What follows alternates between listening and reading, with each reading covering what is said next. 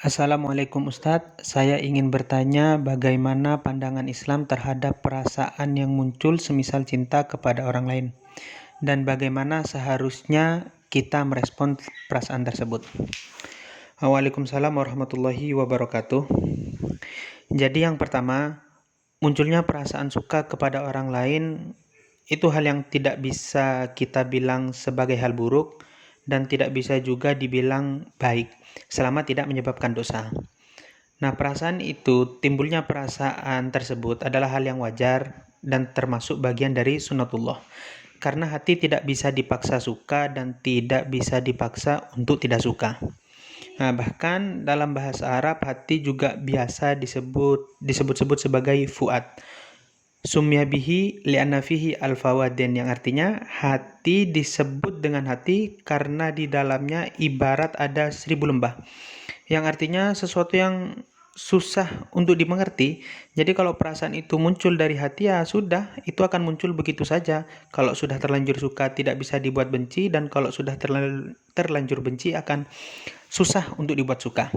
Nah, yang kedua, menyukai seseorang itu juga tidak bisa dibilang sebagai sebuah kesalahan. Karena menyukai sesuatu yang menurut kita indah, biasanya kita suka karena indah-indah itu seperti cantik, ganteng, pinter, bertalenta, memiliki akhlak yang baik, soleh, dan semisalnya ya. Itu semua adalah hal wajar, ya, sesuai dengan sabda Rasulullah SAW, Innallaha jamil yuhibbul jamal. Allah itu zat yang indah dan menyukai hal-hal yang indah. Begitu juga dengan kita, ciptaannya.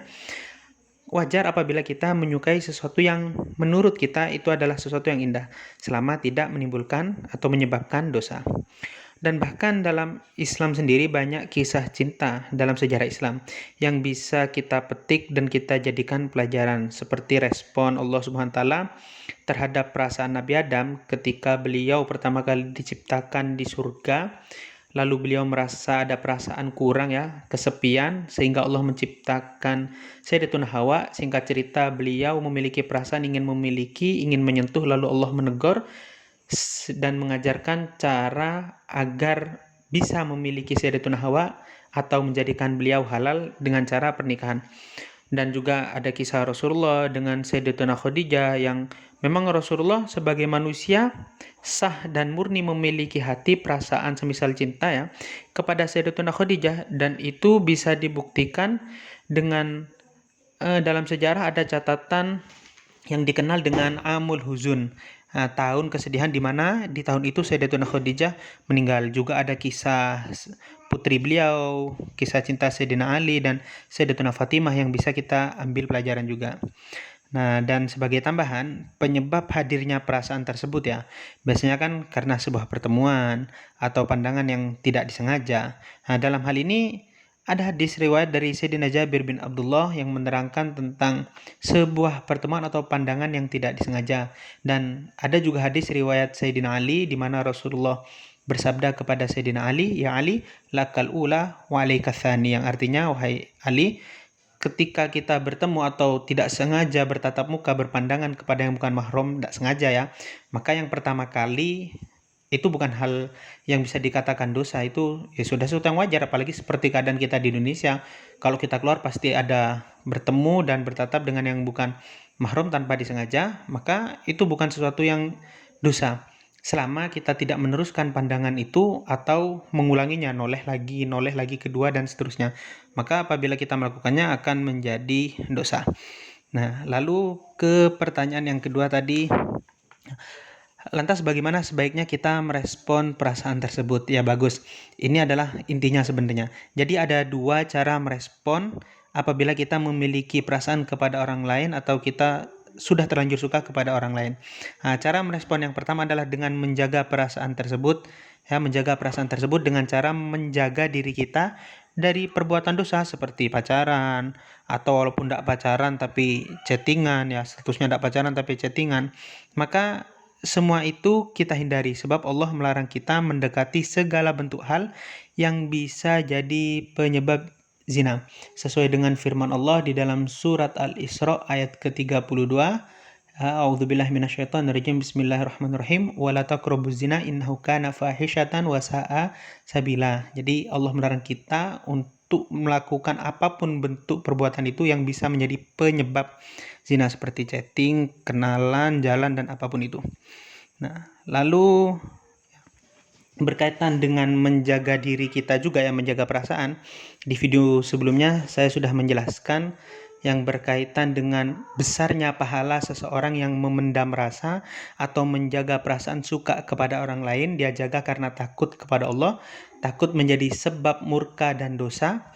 Maka apabila dia berhasil mampu menjaga, dia akan mendapatkan pahala yang sangat besar, dan itu disebut di dalam kitab Al-Bayyuri dan Kifayatul Akhyar. Yang kedua, ya, keutamaan dan pahala bagi orang yang mau menjaga perasaan agar tidak menjadi sebab dosa adalah diantaranya hadis sabda Rasulullah SAW yang menjelaskan tentang 7 golongan yang akan dinaungi oleh Allah kelak di akhirat. Di antaranya adalah seseorang yang apabila digoda atau tergoda oleh lawan jenisnya, dia mengatakan pada dirinya, inni akhafullah, ya, saya takut kepada Allah, saya menjaga diri dari sesuatu yang bisa menyebabkan saya ke perbuatan zina seperti berpacaran dan semisalnya. Jadi itu adalah respon yang pertama, menjaga perasaan dengan cara menjaga diri kita. Yang kedua, ya, cara merespon perasaan tersebut adalah dengan merealisasikan perasaan itu dengan pernikahan. Dan ini adalah respon yang paling baiknya. Dalam hal ini Rasulullah SAW pernah bersabda, kata beliau, lam yura lil mutahabin mithlun nikah.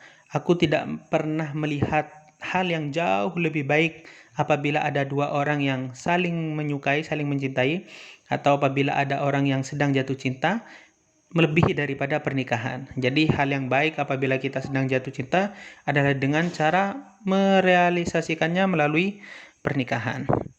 Nah, dan dalam hal ini, ya, sebagai tambahan juga, seumpama pria memang mungkin lebih mudah merealisasikannya dalam artian mengungkapkannya, melamar, dan seterusnya. Lalu bagaimana apabila kami yang berada di posisi wanita?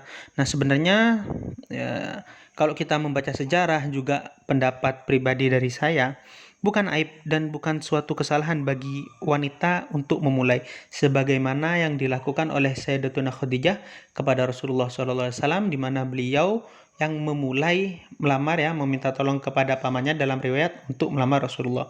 Jadi sebagai wanita pun kita memiliki dua pilihan, bisa memulai seperti Sayyidatuna Khadijah, atau kita menunggu seperti Sayyidatuna Fatimah menunggu lamaran Sayyidina Ali. Nah, mungkin itu yang bisa saya sampaikan. Semoga bermanfaat, semoga dapat difahami. Assalamualaikum warahmatullahi wabarakatuh.